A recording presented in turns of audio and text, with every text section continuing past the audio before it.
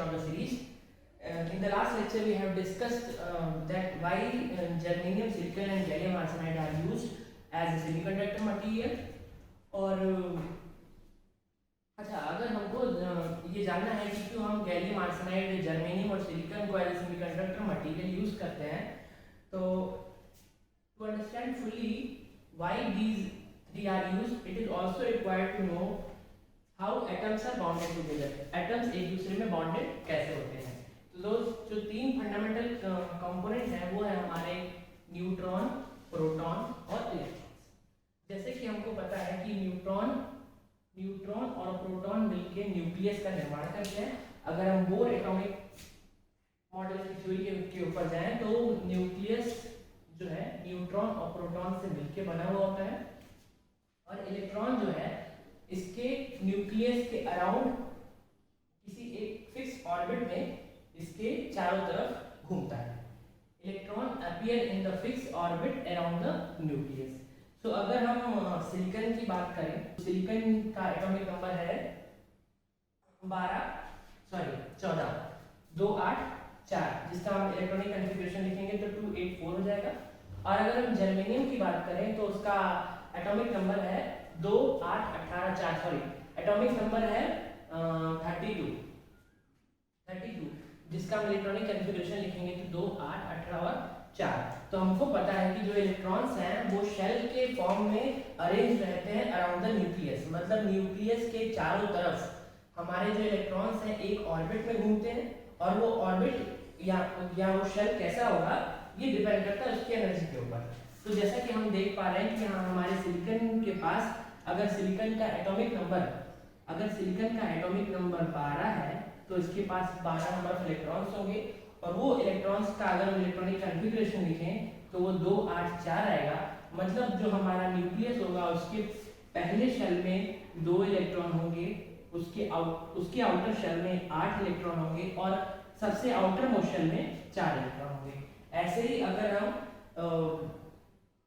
Germanium की बात करें तो जर्मेनियम का एटॉमिक नंबर है 30, मतलब जर्मेनियम के पास टोटल नंबर ऑफ इलेक्ट्रॉन्स कितने होंगे 32, जिसका अगर हम इलेक्ट्रॉनिक कॉन्फ़िगरेशन लिखेंगे तो होगा 2, 8, 18 और 4।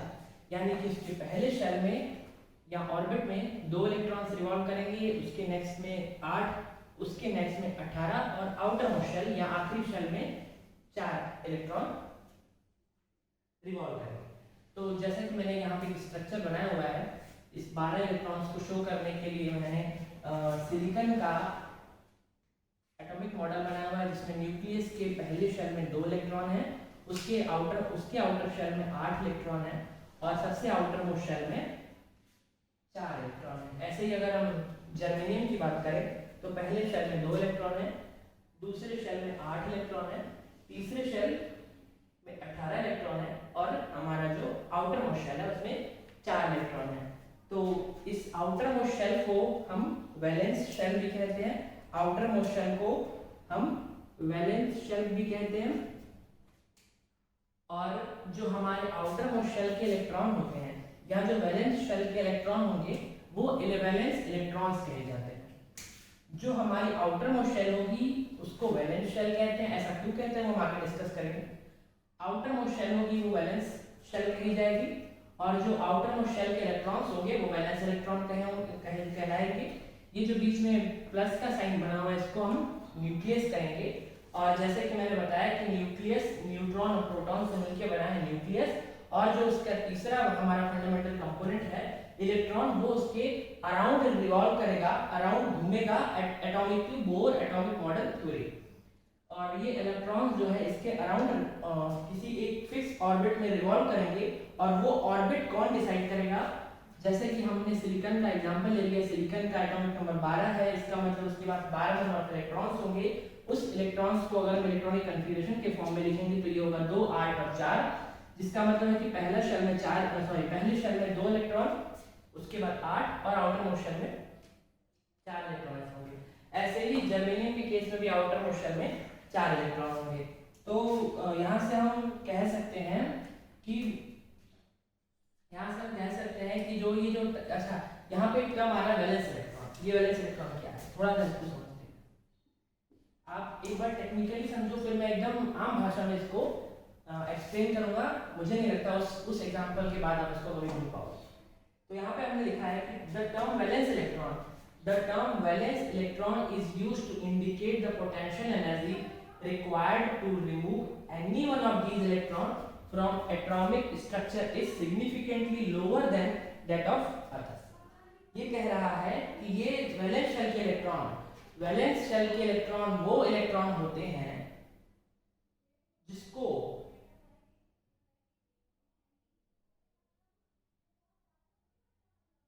अपना एटॉमिक स्ट्रक्चर छोड़ के जाने के लिए, वैलेंस शेल के इलेक्ट्रॉन वो इलेक्ट्रॉन्स होते हैं जिनको अपना एटॉमिक स्ट्रक्चर छोड़ के जाने के लिए जो एनर्जी या जो पोटेंशियल एनर्जी रिक्वायर्ड है या जिसकी खपत है, वो एनर्जी बाकी सारे इलेक्ट्रॉन्स से जिनको सबसे कम चाहिए, वो हम वैलेंस इलेक्ट्रॉन्स कहेंगे। क्लियर? यहां इसको दूसरे शब्दों में कहें, the term valence electron is used to indicate the potential energy. Valence electron term जो है वो किसको इंडिकेट करता है? ये उनको इंडिकेट करता है जिनको पोटेंशियल एनर्जी चाहिए कम, potential energy required to remove any one of these electron. इस एटॉमिक स्ट्रक्चर में से अगर आपको किसी इलेक्ट्रॉन को निकालना है तो वो इलेक्ट्रॉन जिसको निकालने में आपको सबसे कम एनर्जी लगेगी, significantly lower than that of others, वो हमारे वैलेंस। अब वैलेंस इलेक्ट्रॉन का एक मेरे पास एग्जांपल है, या मैं फ्रीक्वेंटली अपने क्लासेस में, ऑफलाइन क्लासेस में कई बार बच्चों को एक्सप्लेन करता हूँ। अभी आप समझ लो कि यहाँ पे बहुत सारे रोज हैं, मैं ब्लैक बोर्ड पे खड़ा हूँ, सॉरी व्हाइट बोर्ड पे खड़ा हूँ। यहाँ पर पहली रो में कुछ बच्चे बैठे हैं, दूसरी रो में दूसरे बच्चे बैठे हैं, तीसरी रो में तीसरे हैं, चौथी, पांचवी, आठवीं, दसवीं, लास्ट रो में के बाद मेरा एक और रो है, ठीक है।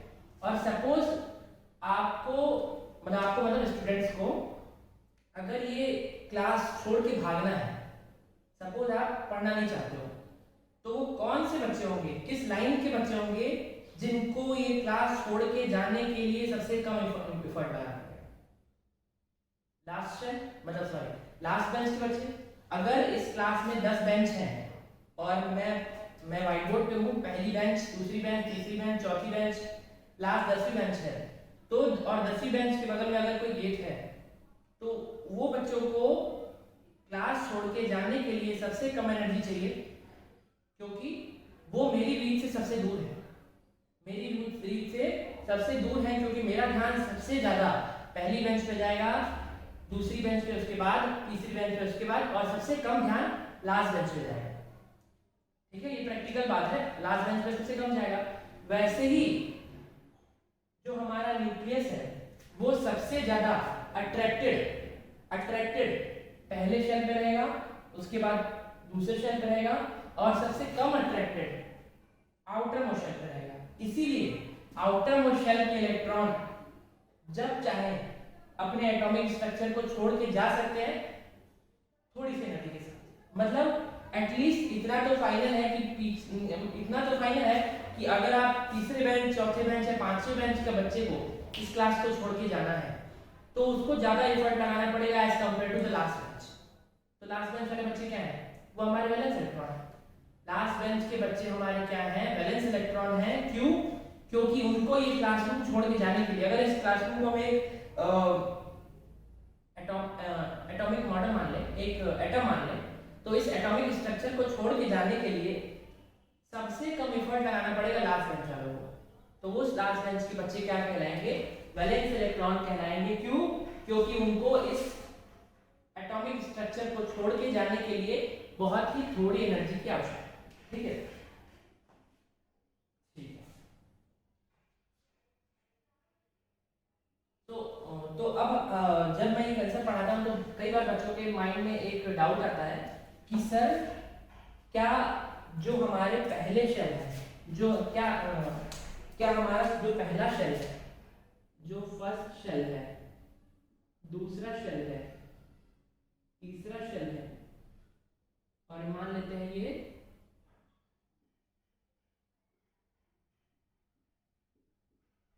आउटर मोस्ट, कई बार बच्चों के क्वेश्चन रहते हैं कि तो सर क्या पहले शेल के पास सबसे ज्यादा एनर्जी है या सबसे ज्यादा एनर्जी आउटर मोशन के पास है। अब आप ये समझो कि न्यूक्लियस से इलेक्ट्रॉन्स बंधे हुए हैं, अब उनके पास खुद की एक एनर्जी है, खुद की एक एनर्जी है जिसके जरिए वो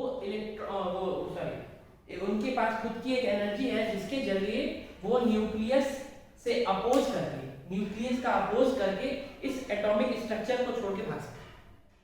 हमारे सारे शेल के इलेक्ट्रॉन्स के पास अपनी एक खुद की एनर्जी है और वो एनर्जी के उस एनर्जी से वो न्यूक्लियस का अपोज करके इस एटॉमिक स्ट्रक्चर को छोड़ के भाग सकते हैं।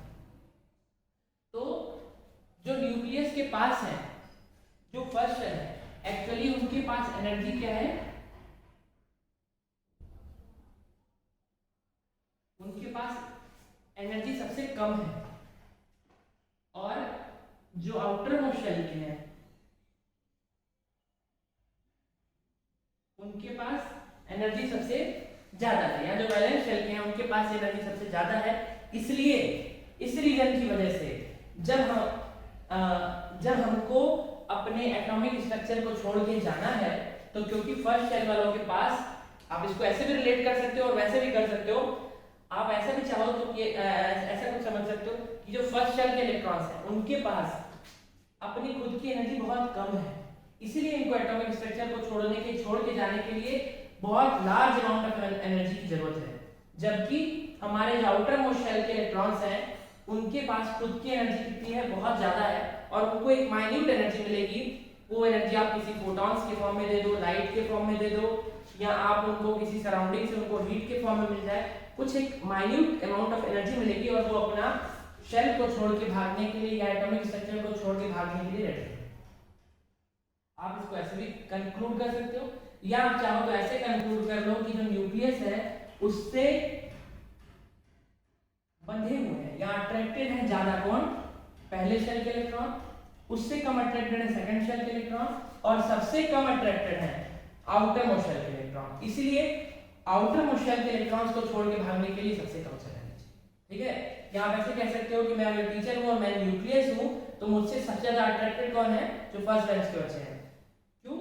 क्योंकि वो ये सोच के पहली बेंच पे बैठे हैं कि सर आज कुछ अच्छा बताएंगे, और जो लास्ट बेंच के बच्चे हैं वो शायद सैचुरेटेड है या उनको पढ़ने में इंटरेस्ट नहीं है या वो उनसे कम अट्रैक्टेड है, ठीक है। तो वो लास्ट शेल पे बैठे हैं या लास्ट बेंच पे बैठे हैं, तो उनको भाना, अगर बाहर से कोई बच्चा आता है और उनको क्लास से किसी बच्चे को उठा के ले जाना है तो लास्ट बेंच के बच्चे को कन्विंस करके उठा के ले जाना इजी है, क्योंकि वो ऑलरेडी मुझसे कम अट्रैक्टेड है, ठीक है। वो ऑलरेडी मुझसे कम अट्रैक्टेड है। वैसे ही सेम अगर आप उसको रिलेट करो तो सेम जो आउटर मोस्ट शेल के इलेक्ट्रॉन्स हैं इनको बहुत माइन्यूट अमाउंट ऑफ एनर्जी चाहिए अपना शेल छोड़ के जाना, ठीक है। हमारा एक एटम दूसरे एटम के साथ इलेक्ट्रॉन शेयर करके आपस में एक दूसरे को जोड़े रखता है। तो यहाँ पे हम देख रहे हैं कि अगर हम सिलिकॉन या जर्मेनियम की बात करें तो इन दोनों के ही आउटर मोस्ट शेल में अभी हमने इसका एटॉमिक स्ट्रक्चर ड्रॉ किया था, जिसमें हमने देखा कि दोनों में ही आउटर मोस्ट शेल में 4 इलेक्ट्रॉन्स होते हैं, और मैंने आपको बताया कि ये 4 इलेक्ट्रॉन्स वैलेंस इलेक्ट्रॉन कहलाते हैं। क्यों? क्योंकि ये इलेक्ट्रॉन्स बाकी के आसपास के इलेक्ट्रॉन्स के साथ शेयरिंग करने में इजी है, कंफर्टेबल है, क्योंकि ऐसा कह सकते हैं कि वो लूजली बॉन्डेड है। तो यहाँ पे हम सिलिकॉन का स्ट्रक्चर ड्रॉ किया मैंने, और आप अगर जर्मेनियम का स्ट्रक्चर देखोगे तो वो भी सेम ऐसा ही बनेगा। क्यों? क्योंकि उसके भी आउटर मोस्ट शेल में 4 इलेक्ट्रॉन है।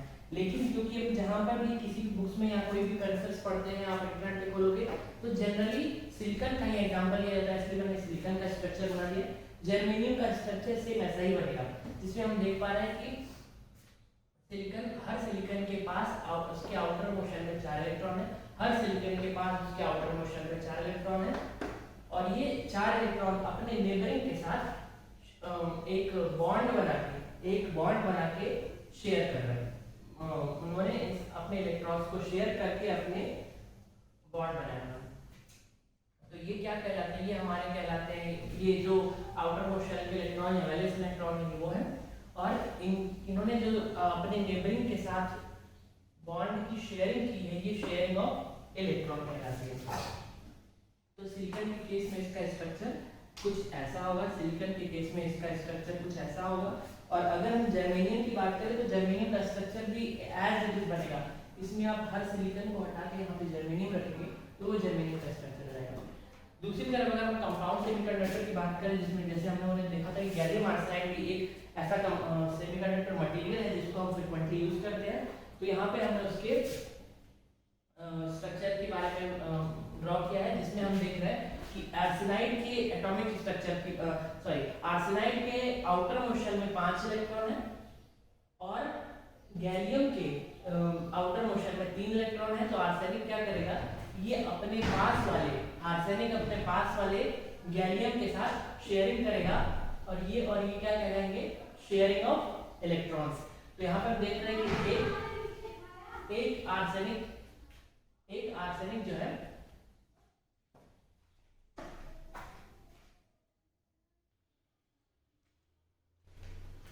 जैसे हम देख पा रहे हैं कि एक आर्सेनिक जो है अपने पास के 5 गैलियम के साथ, गैलियम 1 2 3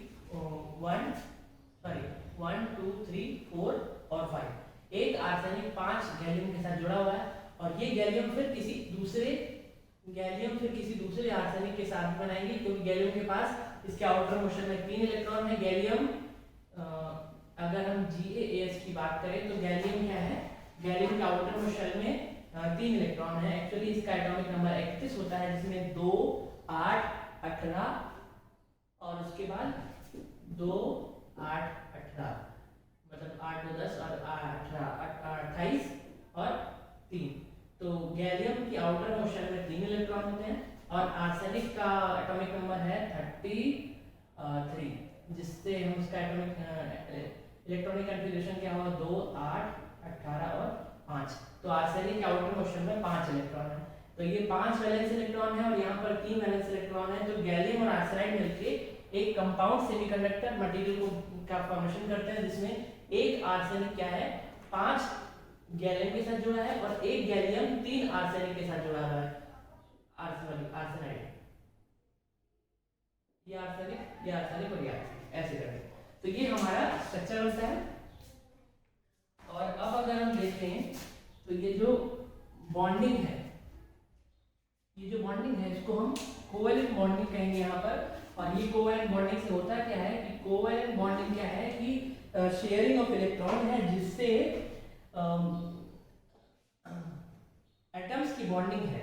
कोवैलेंट बॉन्डिंग बेसिकली क्या है कि एटम्स की बॉन्डिंग है, जिससे हमारी शेयरिंग ऑफ इलेक्ट्रॉन्स मजबूत होती है। हमने वही लिखा है, the bonding of atoms, atoms के बीच में बॉन्डिंग क्या है, कुछ नहीं है, strengthened by sharing of electrons, मतलब इलेक्ट्रॉन्स के शेयरिंग करने के प्रोसेस को मजबूती प्रदान करने के प्रोसेस को ही हम क्या कहते हैं, कोवैलेंट बॉन्ड। ठीक है, अब इतना क्लियर हो गया। अच्छा, नेक्स्ट, जैसे मैंने आपको बताया अभी कुछ 5 मिनट पहले 6 मिनट पहले कि आउटर मोस्ट शेल के इलेक्ट्रॉन्स या वैलेंस शेल के इलेक्ट्रॉन्स वो इलेक्ट्रॉन्स हैं जिनको हम कुछ एनर्जी देके अपने एटॉमिक स्ट्रक्चर से बाहर ले जा सकते हैं, फ्री कर सकते हैं। अभी मैंने आपको 5 मिनट पहले ये लाइन बोली कि वैलेंस इलेक्ट्रॉन वो इलेक्ट्रॉन है जिनको हम अपने एटॉमिक स्ट्रक्चर से बाहर ले जा सकते हैं बाय अप्लाइंग मिनिमम या significantly lower amount of energy.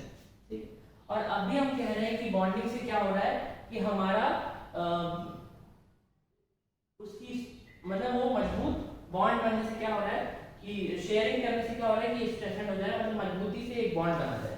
तो क्या होगा, हालांकि जो वैलेंस शेल के इलेक्ट्रॉन्स हैं उन्होंने बॉन्ड बना रखा है और वो कहीं हिलने वाले नहीं है, लेकिन कब तक, जब तक उनको कोई एक्सटर्नल एनर्जी नहीं मिले, ताकि वो अपना इस एटॉमिक स्ट्रक्चर को छोड़ के जा सके। और वो एनर्जी उसको कैसे मिल सकती है, हम वो उसको एनर्जी कोई भी एक काइनेटिक एनर्जी के फॉर्म में दे सकते हैं, और वो एनर्जी क्या हो सकती है, लाइट एनर्जी हो सकती है in the form of photon, या थर्मल एनर्जी हो सकती है फ्रॉम द सराउंडिंग। ठीक है, तो हमने नेक्स्ट लाइन में लिखा है कि पहले तो लिखा है कि बॉन्डिंग जो है, बॉन्डिंग से शेयरिंग ऑफ इलेक्ट्रॉन्स, मतलब इलेक्ट्रॉन्स की शेयरिंग होती है और इस प्रोसेस को मजबूत करता है बॉन्डिंग एटम्स के बीच में। लेकिन covalent bonding will result in stronger bond. Covalent bonding से क्या होता है, स्ट्रॉन्गर बॉन्ड बनते हैं किसके बीच में, वैलेंस इलेक्ट्रॉन के बीच में और उनके पेरेंट एटम के बीच में। अभी हमने कहा कि कोवेलेंट बॉन्ड से क्या हो रहा है कि एक स्ट्रॉन्गर बॉन्ड बन रहा है वैलेंस इलेक्ट्रॉन और उनके पेरेंट एटम के बीच में। लेकिन फिर भी इट इज स्टिल पॉसिबल, फिर भी ये पॉसिबल है कि जो वैलेंस इलेक्ट्रॉन है एब्जॉर्ब करें कुछ सफिशिएंट काइनेटिक एनर्जी, कहां से, फ्रॉम एक्सटर्नल कॉज, किसी एक्सटर्नल कॉज से, और इस कोवेलेंट बॉन्ड को ब्रेक कर दें। और कोवेलेंट बॉन्ड को ब्रेक करने के बाद वो अपनी फ्री स्टेट को प्राप्त कर ले, फ्री स्टेट को प्राप्त कर ले। और ये जो एक्सटर्नल कॉज है, ये जो एक्सटर्नल कॉज है, ये कहां से आएगा, ये किसी लाइट एनर्जी के फॉर्म में आ सकता है, फोटॉन्स के फॉर्म में आ सकता है, और अगर थर्मल एनर्जी के फॉर्म में आ सकता है फ्रॉम सराउंडिंग, सराउंडिंग से किसी थर्मल एनर्जी के फॉर्म में भी आ सकता है। तो हम ऐसे कह सकते हैं कि हमारे जो एटॉमिक स्ट्रक्चर में जो इलेक्ट्रॉन्स लूजली बाउंडेड हैं या ऐसे इलेक्ट्रॉन्स जिनको कम एनर्जी चाहिए, उन इलेक्ट्रॉन्स को हम शेयरिंग करके जोड़ सकते हैं दो एटम के बीच में। लेकिन वो बॉन्डिंग को तोड़ा जा सकता है, उनको कोई एक मिनिमम अमाउंट ऑफ एनर्जी देके, और वो एनर्जी लाइट या किसी हीट के फॉर्म में, सराउंडिंग या फोटॉन्स के फॉर्म में आ सकती है। और ऐसा होने से क्या होता है कि हमारे जो इलेक्ट्रॉन्स हैं वो इस बॉन्डिंग को तोड़ के भाग जाएंगे और फ्री स्टेट को प्राप्त कर सकेंगे, और उस फ्री स्टेट को प्राप्त करने के बाद ये कंडक्शन में पार्ट ले सकते हैं। ठीक है, अब पूरे हम पीछे के पॉइंट्स को कनेक्ट करेंगे कि सेमीकंडक्टर मटेरियल में क्या हो रहा था बेसिकली, कि करंट फ्लो करती है for certain condition, current flow करती है फॉर सर्टेन कंडीशन, और सर्टेन कंडीशन के लिए करंट फ्लो नहीं करती है। तो अगर हम इसको कंक्लूड करें कंसेप्चुअली, तो हम देख रहे हैं यहाँ पे कि जब हमारे बॉन्ड्स बने रहेंगे, जब हमारे बॉन्ड बने रहेंगे तो यहाँ पे कोई भी करंट फ्लो नहीं होगी, और ये जो बॉन्ड्स हैं इनकी वजह से ये वैलेंस इलेक्ट्रॉन आपस में बंधे हुए रहेंगे और कहीं जाने के लायक नहीं है। लेकिन अगर इनको एक माइन्यूट अमाउंट ऑफ एनर्जी दे दी जाए, सफिशिएंट काइनेटिक एनर्जी मिल जाए, कहां से, हमारे सराउंडिंग से, in the form of thermal energy या फोटॉन्स के फॉर्म में, in the form of light energy, तो ये बॉन्ड ब्रेक हो सकते हैं। और ब्रेक होके ये जो इलेक्ट्रॉन्स हैं या ये जो वैलेंस इलेक्ट्रॉन है, ये अपने एटॉमिक स्ट्रक्चर से फ्री होके कंडक्शन में पार्ट ले सकते हैं। ठीक है, कंडक्शन में पार्ट, ठीक है। तो ये है ये था तक का कंसेप्ट। नेक्स्ट लेक्चर में हम लोग पढ़ेंगे कि वो एनर्जी कितनी हो, वो एनर्जी कितनी हो कि वो एनर्जी को मिले, और ये मतलब हमारे वैलेंस इलेक्ट्रॉन अपना शेल छोड़ के चले। Thank you for this lecture. हम नेक्स्ट लेक्चर में आगे की चीजें डिस्कस करेंगे।